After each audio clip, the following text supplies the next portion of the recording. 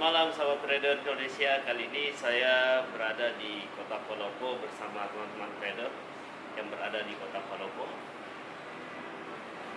Hello dua. Nah, beberapa hari yang lalu kami ke Kabupaten Luwu Utara untuk mendonasikan hasil sumbangan dari beberapa trader yang tergabung dalam kas trader, tepatnya di HFD Neri. Nah, kesempatan kali ini saya manfaatkan untuk ngobrol-ngobrol langsung bersama trader Palopo. Beliau ini luar biasa. Biasanya kan ada istilah profit konsisten, ini WD konsisten, ya. Teman-teman di trader Palopo ini ada Pak Narman, Pak Iwan, luar biasa tradingnya. Nah, sebaik kita akan bertanya sama beliau bagaimana cara untuk profit atau WD konsisten, bukan profit konsisten ya, tapi WD konsisten. Jadi kita langsung saja bertanya ya, atau sharing sama Pak Narman dan Pak Iwan, metode apa yang mereka pakai sehingga bisa WD konsisten. Selamat malam, assalamualaikum warahmatullahi wabarakatuh. Bagaimana caranya bisa WD konsisten? Jadi yang langkah-langkah yang saya lakukan itu adalah menjaga psikologi. Jadi kita menjaga psikologi trading kita supaya bisa terjaga. Kalau psikologi tidak terjaga, tentu aktivitas tak dalam bermain trading atau bermain trading forex, khususnya di broker hot forex, tentu akan terganggu. Dia akan terganggu. Olehnya itu perlu teman-teman pahami bahwa yang paling berat kita dalam berdagang pasar forex itu adalah psikologi. Itu paling berat, ketika misalnya tidak seirama dengan open posisi yang kita alami, berbalik arah, terkadang psikologi terganggu. Padahal sebenarnya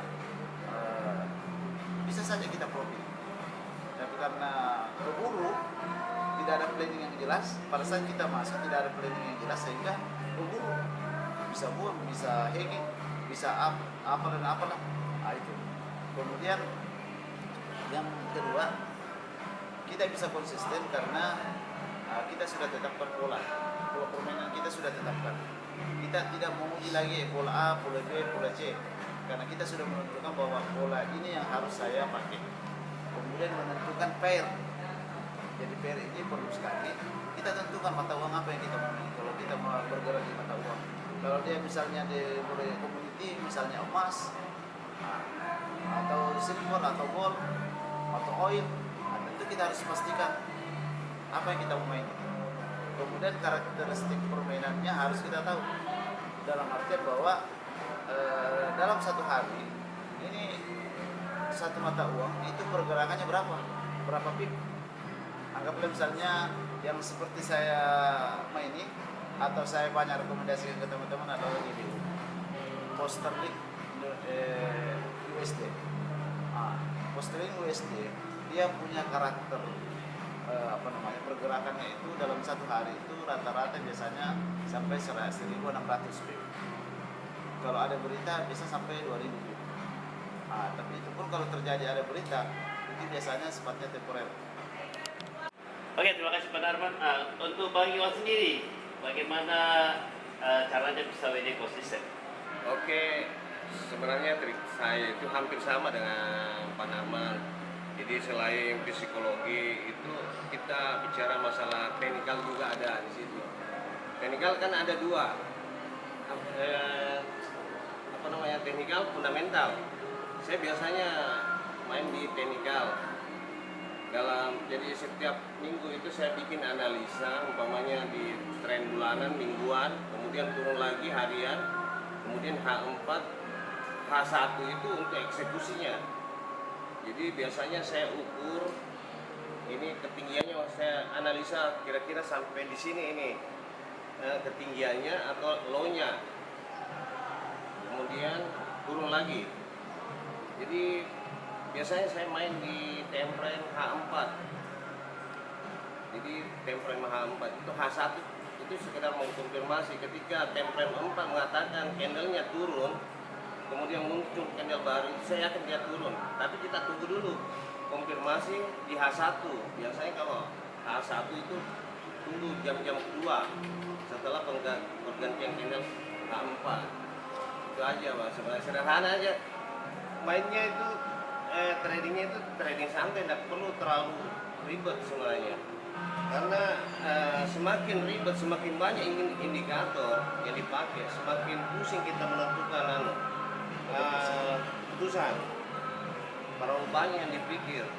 Padahal sebenarnya trading itu sederhana saja. Pak Narman, mungkin tentu teman-teman ingin tahu pertama Pak Narman sudah trading berapa lama, dan yang kedua bagaimana Pak Narman mengelola risiko pada setiap transaksi yang dilakukan. Terima kasih, pertanyaannya luar biasa. Kalau saya itu pertanyaan luar biasa buat saya.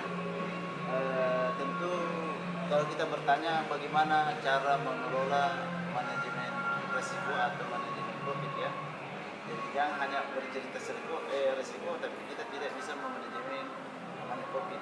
Nah, padahal sesungguhnya itu yang perlu dimanajemen dikelola dengan bagus adalah profit kita. Karena kalau ketika profit kita bagus, tentu resiko juga pasti berkurang. Jadi bercerita kedua ini seperti sisi mata uang ya. Jadi ada untung, ada rugi. Itulah dalam bentuk perdagangan. Ada ada supply, ada demand, ya. Nah, tentu kalau saya itu tadi saya kembali pola. Artinya ibaratkan pakaian itu ketika kita mau membuat pakaian tentu ada polanya dulu. Ada polanya. Kita bikin pola dulu. Kalau kita sudah membuat pola, artinya kita sudah menentukan ketika kita open posisi berapa risiko yang kita mau tanggung. Nah, kalau saya bukan bercerita berapa dolar, tapi saya berbicara berapa pip, ya, pip. Karena kalau berbicara pip itu beda konotasinya kalau berbicara dolar. Bisa saja misalnya katakanlah $150 risikonya saya yang saya tanggung. Berarti kalau dengan lot 1, berarti kalau 150 pip berarti sama dengan $150. Nah, artinya kalau saya sudah tentukan bahwa resiko yang harus saya tanggung ada 15 pip, maka mau ambil lot kecil atau lot besar perlakuannya sama. Dan ketika metode ini dia tidak mengenal seperti Bang Iwan tadi menganalisa, dia Bang Iwan mengatakanlah sudah hype-nya sudah ada, supportnya, resistennya sudah ada. Nah, satu, kedua, tiga, tidak. Kalau pola saya pakai Pak agak lebih sedikit berbeda. Karena ini temuan privasi saya sendiri. Jadi saya tidak mau menentukan apakah dia sudah tinggi, apakah sudah rendah. Jadi itu. Yang pasti bahwa setiap buka entry point harus ada hedgingnya. Berapa hedgingnya? Satu data sudah pula bahwa saya 15 atau 150 juta. Hedging, ya. Kemudian pertanyaan berikutnya, bagaimana kalau dia kena? Kalau buat saya santai aja. Karena saya sudah pikirkan dari awal bahwa ketika terjadi seperti ini, penyelesaiannya tentu ada. Salah satu penyelesaiannya adalah kita bisa melepas hedging secara parsial. Ya, kita eksekusi secara parsial baik plus maupun minus. Tapi intinya melepas hedging itu hanya dua yang harus perlu kita teman-teman pahami. Kita harus BIP atau profit. Jangan sampai kita melepas hedging dalam keadaan minus. Tapi bisa kita lakukan misalnya arah pergerakan mata uang suatu negara kita sudah tetapkan bahwa pound sterling menguat atau ke US menguat, bisa kita lepas minusnya. Nah, kemudian ketika lagi balik ke arah lepas lagi plusnya sampai dia selesai. Akhirnya setelah hitungan akhirnya adalah plus atau BIP. Nah, itu sudah berapa lama? Kalau berbicara sudah berapa lama trading, itu sejak tahun 2008. Sejak 2008, sempat mengembangkan trading itu 1 tahun kalau tidak salah Pak ya. Yeah. 1 tahun, dan kamilah yang pencetus trading menurut hemat kami trading Palopo. Yang makanya kita kasih namanya Aspat Trading Kota Palopo. Jadi Aspat sendiri ini berasal dari usahanya Pak Adi, Pencucian mobil. pencucian mobil. Nah, makanya kita bikin aspat, Iya. jadi aspat. Jadi awalnya dari situ. Setelah itu karena kami istilah sifatnya otodidak, belajar otodidak, tidak pernah kami namanya seminar, tidak pernah kami ada namanya pembimbing atau trading leader untuk membimbing kami, betul-betul murni otodidak. Atau tidak? Nggak ada. Murni atau tidak ada bilang kita pernah seminar, kita pernah belas sekolah atau tidak, murni. Jadi dari si pengalaman situ akhirnya juga resikonya seperti yang kita bayangkan, bahwa ilmu tanpa ilmu memasuki satu pasar itu tentu resikonya lebih besar ketimbang dengan punya pengetahuan tentang perdagangan itu sendiri. Jadi buat saya, kenapa banyak teman loss atau MC? Karena ilmunya belum sampai. Kenapa yang kami alami saat ini teman-teman katakan WD konsisten? Karena saatnya lah kami harus nikmati. Karena kami sudah banyak mengorbankan ilmu atau karena kami sudah waktu. Karena sudah ibaratkan ini sudah puluhan juta kami habiskan. Itu anggaplah itu MC kami itu adalah belajar. Ya, kami sudah masa panen sekarang. Jadi saatnya harus, kalau ibaratkan di perkuliahan ya kami sudah minisium ini. Iya, sebenarnya tidak jauh dari Pak Narman, karena saya sama Pak Narman ini sebenarnya yang pertama kali kita buka komunitas trading forex di Palopo. Kalau nggak salah 9 tahun lalu. Ya. Kita belajar otodidak pertama-tama, kemudian beli buku, belajar di YouTube, belajar di Google. Kalau persoalan manajemen risiko, ya itu tadi saya bilang pertama-tama itu kita intinya bisnis itu harus ada istilahnya money management, kemudian strategi. Jadi kita harus konsisten di situ, konsisten dengan strategi kita bermain, bertrading. Jangan jangan ini hari beda, besok lagi beda. Karena persoalannya itu kita tidak bisa evaluasi. Jadi kalau saya biasanya setiap hari itu evaluasi trading, bisa per hari, bisa per minggu. Kita cari di mana lemahnya, di mana. Intinya begini, kita masuk pasar itu harus ada alasannya. Kenapa kita masuk pasar? Kenapa kita open posisi? Bukan sekedar candlenya sudah turun, tiba-tiba kita sell. Harus ada alasan. Iya. Kemudian begini, yang penting sebenarnya ketika analisa kita salah, harus ada strategi kedua. Ketika analisa salah, kan tidak selamanya tidak ada analisa yang 100% benar. Nah, inilah strategi yang main di situ. Itu bisa menutup ya. Nah, kedua ini harus ditunjang oleh psikologi. Biar kita analisa bagus, strategi bagus, psikologi tidak bagus, hancur semua. Harus beriringan tiga ini. Terima kasih Pak Narman ya. Sebelum kita akhiri, saya minta closing statementnya buat saya minta closing statement dari Pak Narman dan Pak Iwan tentang trading itu menurut Pak Narman seperti apa dan menurut Pak Iwan seperti apa. Terima kasih. Menurut saya trading forex itu sama dengan seni plus hobi. Karena saya terkadang kalau saya aktivitasnya Senin sampai Jumat tidak elok rasanya kalau hobi saya tidak tersalurkan. Jadi trading ini adalah hobi plus nilai tambah income saya. Tapi setelah hitung-hitung closing akhirnya bukan lagi nilai tambah, melebihi dari gaji pokok saya.